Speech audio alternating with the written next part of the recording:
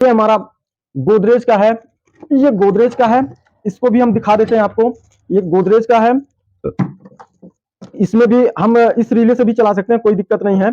और ये जो है, हम पहले रिले को कनेक्ट करते हैं। रिले को हमने कनेक्ट किया यहाँ से, हमने कनेक्ट कर दिया रिले को।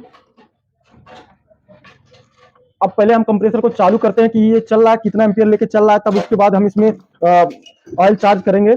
तो इसका जो प्लग है वो यहाँ है, इसको हम लगाते हैं। ये भी चल रहा है, अभी आवाज भी इसका तेज है। और ये 0 एम्पियर 1.0 एम्पियर 8 पॉइंट लेके चल रहा है। अभी हम इसको भी ऑयल चार्ज करेंगे। इसका ऑयल जो है ये है R600 नंबर का ऑयल। इसको हम जितना है पूरा ही डालेंगे। और ये देख सकते हैं, हमने इस डब्बे को एकदम साइज से काटा है। ये 250 ml का डब्बा है, तो हमने 250 ml का डब्बा काट दिया है साथ के, कि हमको कभी भी अगर किसी फ्रिज कंप्रेसर में ऑयल चार्ज करना हो तो हम इस साइज, इसके नाप से हम डाल दें, बेहिचक, कोई दिक्कत परेशानी नहीं होगी हमको। उसके बाद हम इसको यहीं पे रखते हैं, और ये हमारा हवा तेजी से फेंक रहा है, ये हमारा डिस्चार्ज है। और इसके अंदर बिल्कुल भी तेल नहीं है, हमने सब निकाल दिया है। ये कंप्रेसर है, और कंप्रेसर कई मॉडल के होते हैं, जिसमें एक होता है जो R134 होता है, R134 रेफ्रिजरेटर में। और एक पहले होता था जो काफी पहले, वो R12 हुआ करता था, वो बंद हो चुका है इस समय मार्केट में। R12 हुआ करता था। और अभी जो चल रहा है वो कंप्रेसर है R600 नंबर। और फिर उसके बाद चल रहा है चौथा नंबर R290 नंबर। तो ये हमारे कंप्रेसर में इतने प्रकार के ऑयल पड़े होते हैं। तो समस्या ये, जिस कंप्रेसर का ऑयल है, उस कंप्रेसर का ऑयल अगर आप चेंज करना चाहते हैं, मान लीजिए हमारे पास एक 290 नंबर का कंप्रेसर है, 290 नंबर, उसमें गैस पड़ रही है, और उसका कंप्रेसर, सपोज मानिए कि आप एक फ्रिज से निकाल के दूसरे फ्रिज में लगा रहे हैं, और या तो आपके पास फ्रिज में कोई ऑयल आ जाने की वजह से उसका कंडेंसर चेंज कर रहे हैं, या लीकेज हो जाने की वजह से उसका जो कंडेंसर या कूलिंग कॉइल ऑपरेटर जो भी चेंज कर रहे हैं, और फ्लश करने में आपको काफी ऑयल उसका बह गया है। या कभी कभी होता है, जैसे देख सकते हैं, ये हमारे पास एक कंप्रेसर था जिसका ऑयल लीकेज कर गया गत्ते में ही। ये ऑयल लीकेज कर गया था। इस नंबर गैस जो पड़ता है कंप्रेसर में, उसका कंप्रेसर है ये।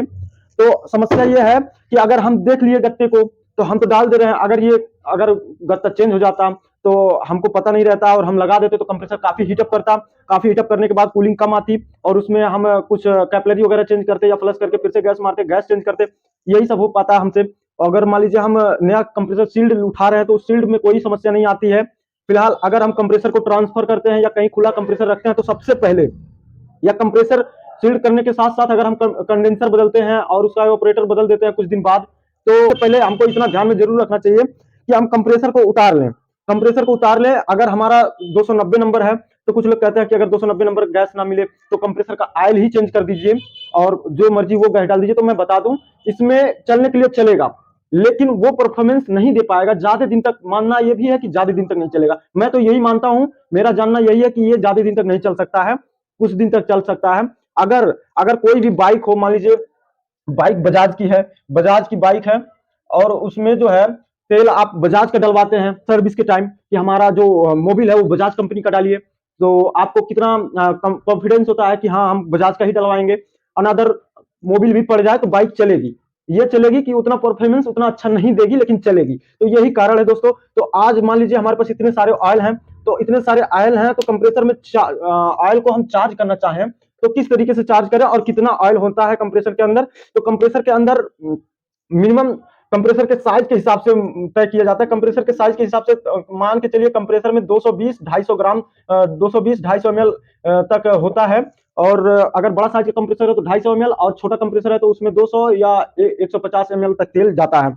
उस डिस्चार्ज आप चला के भी कंफर्म कर सकते हैं कि कौन सा डिस्चार्ज है। जो पिस्टन से हवा फेंके वो डिस्चार्ज माना जाता है, जो बाकी दो होता है बचता है वो हवा खींचता है। एक को मुनेंगे एक खींचेगा, एक को मुनेंगे एक खींचेगा। तो मान लीजिए बाकी तो एक चार्जिंग होता है, एक सेक्शन होता है।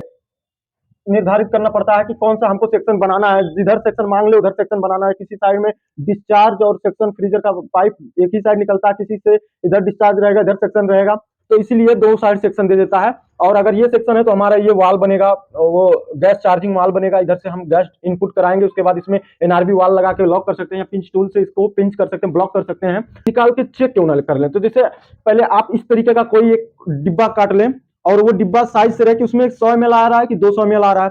अगर आपके पास इस टाइप का डिब्बा है तो आप साफ डिब्बा एकदम काटें और उस कंप्रेसर के ऑयल को निकालें। तो कंप्रेसर का ऑयल, जैसे कि ये हमारे पास कंप्रेसर है और ये नया ही है, और इसमें देख सकते हैं आप जरा सा भी तेल नहीं है। इसमें इधर से भी हमने झुका दिया और इसमें इधर से भी हमने झुका दिया, तो एक दो बूंद चूरा है, तेल इसका खत्म हो चुका है। तो तेल डालने के लिए हमारे पास ये 100 हमारा ये कंप्रेसर है हमारा 134 गैस का। तो इसमें ऑयल पड़ता है हमारे पास, ये ऑयल भी है, ये ऑयल है। इसमें लिखा गया बकायदा refrigeration oil 68 number, polyester oil 68 number है, और इसको हम मार्केट से परचेज किए हैं, ठीक है। और ये जो है इसमें हम इसमें ये डिब्बा है, इसमें जो है R600 नंबर का ऑयल आया, लेकिन इसका लेवल छूट गया है दोस्तों। ये खाली फ्रिज के कंप्रेसर के लिए पर्सनली 250 ग्राम वाले डिब्बे में इसको बनाया गया है। उसके बाद ये है ऑयल, और बाकी सारा ऑयल हमारे पास देख सकते हैं यहाँ पे। ये हमारा एसी का कंप्रेसर का ऑयल, जो कि इस पे बकायदा लिखा गया है रेफ्रिजरेशन ऑयल 410 नंबर, और इसका बकायदा ये 410 नंबर में यूज करने के लिए है।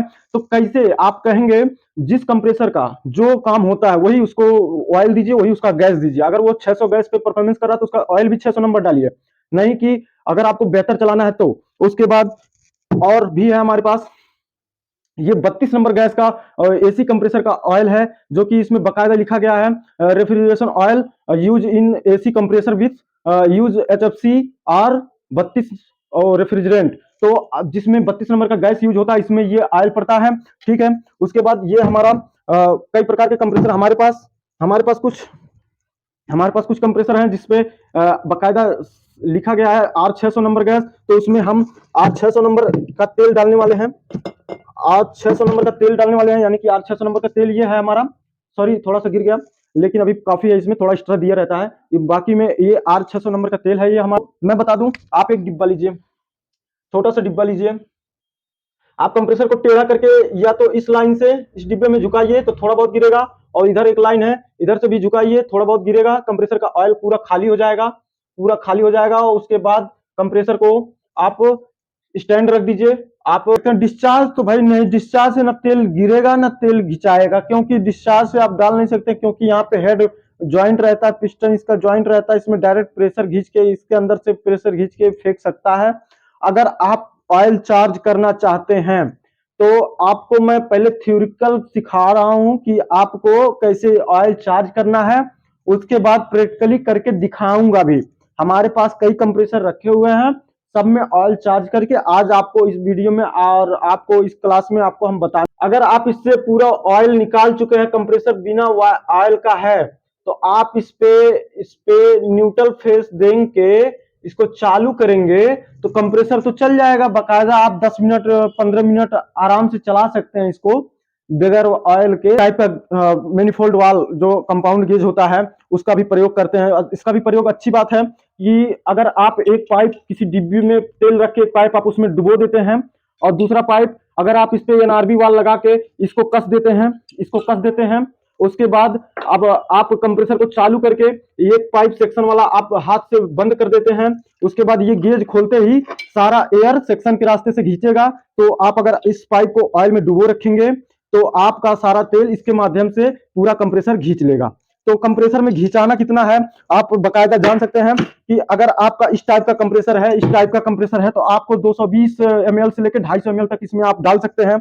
और एक कंप्रेसर ये है, इसमें बकायदा आप 250 ml से लेकर 300 ml तक भी डाल सकते हैं, लेकिन 250 ml पे परफॉर्मेंस इसका अच्छा आएगा। ये R600 का है, गैस का है। उसके बाद ये भी आपका कंप्रेसर है। ये कंप्रेसर जो है ये भी आपका 220 ग्राम से लेकर 250 ग्राम तक ये भी तेल ले सकता है। उसके बाद ये भी R600 का था। तो अब बारी आती है कि इसमें तेल डालने के लिए आप पाउंड गेज से भी डाल सकते हैं।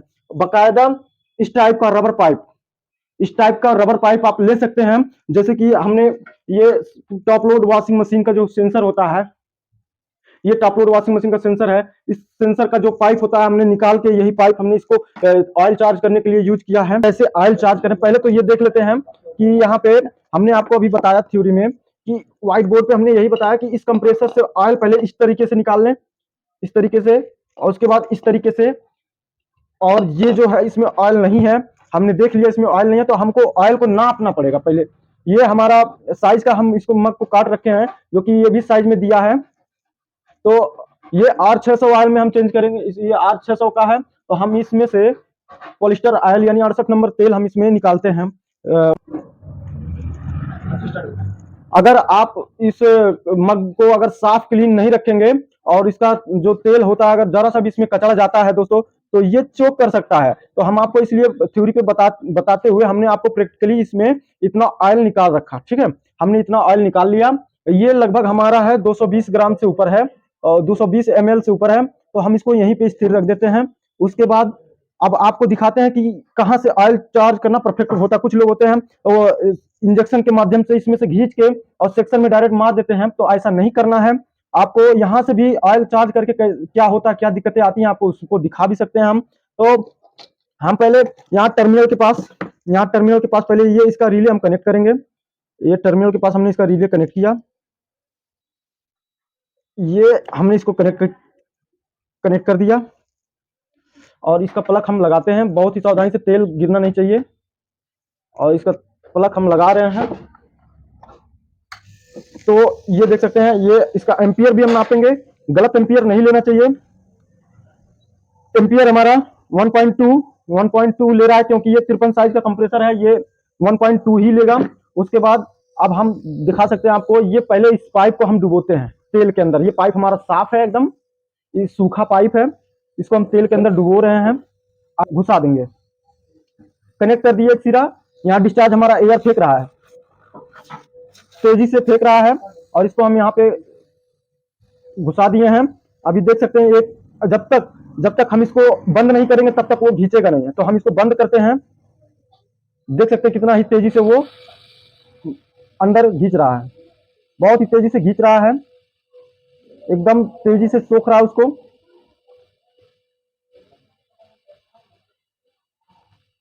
एकदम तेजी से इसको खींच रहा है। अगर आप इसको सिस्टम पे लगा के ही ऑयल चार्ज करेंगे तो ये आपका तेल अगर जरा सा भी ज्यादा होगा तो कंडेंसर के अंदर फेंक देगा, जो कि कॉइल में जाएगा तो कैपिलरी चोक करेगा, तो आपका सिस्टम खराब हो जाएगा। फिर से आपको फ्लश करना पड़ेगा, कैपिलरी चोक हो जाएगी, उसको चेंज करनी पड़ सकती है। तो इसको हमेशा उतार के बकायदा एक टेबल पे रख के करें।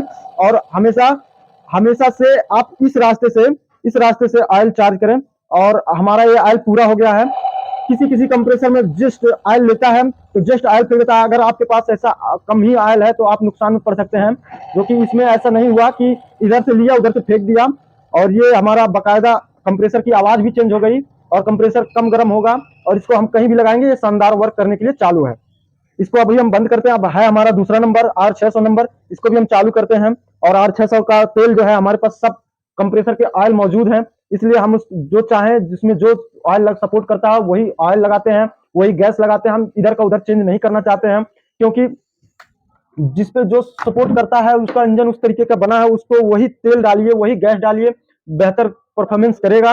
और हम ये नहीं चाहते हैं कि अगर आप कहीं मजबूरी में फंसे हुए हैं तो आपको वही करना है। नहीं, अगर आपके पास सामान नहीं मिल पा रहा है तो आप कितना दिन तक पेंडिंग रख सकते हैं, तो आप उसको चला ही दीजिए, लेकिन आप कोशिश ये करिए कि बेहतर से बेहतर करने का।